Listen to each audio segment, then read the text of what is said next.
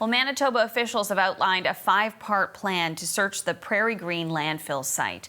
The remains of Morgan Harris and Mercedes Myron are believed to be there. The women are victims of admitted serial killer Jeremy Skibitsky. The site must be studied and prepared, but the lead engineer hopes that the actual search, which happens in step 4, will begin this fall. Premier Wab Kinew has called it a compassion mission. This is a robust, comprehensive, thorough search plan, the goal of which is to, for compassionate reasons, recover the remains of Morgan Harris and Mercedes Myron. So the waste will be excavated carefully using heavy equipment with an observer at the cell. The waste will then be hauled to the search facility by truck. The material will be placed in long lines within the search facility using equipment such as skid steers. Then technicians will use rakes and tools to manually spread the materials further and open up bags and packaging.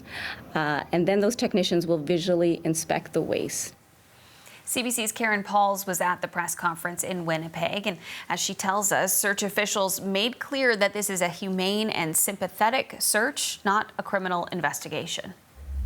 They are calling it a compassionate mission. The Premier said that they're not going to be looking for evidence or more information for the police, that court case is underway. Jeremy Skibitsky has admitted to killing 4 women. He's pleaded not criminally responsible due to mental disorders, so that's what we're waiting to hear from the judge on July 11th, what that verdict will be. But this search is not about that. Premier Kinew says this is all about trying to bring closure to the families, trying to show that Manitobans don't leave anyone behind. If someone goes missing, we'll look for them. And so they just outlined some of the more details. They're targeting more specifically where that search area will be.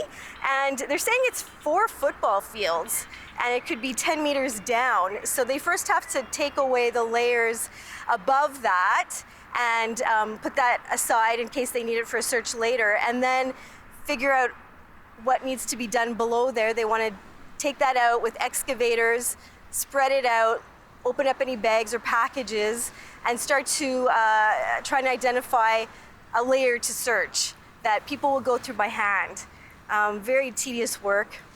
Those people will be hired later this month. They're looking at, they said that there should be 12 people on each line of the search, and they don't know how many lines there will be. So there's lots of work to be done, even in the second phase, which is targeted to start at the end of this month. More work all summer, obviously, and the actual search they're hoping will start in the late fall. That's the CBC's Karen Pauls. Officials also said that they're developing a protocol in case they find unidentified remains while searching for Morgan Harris and Mercedes Myron.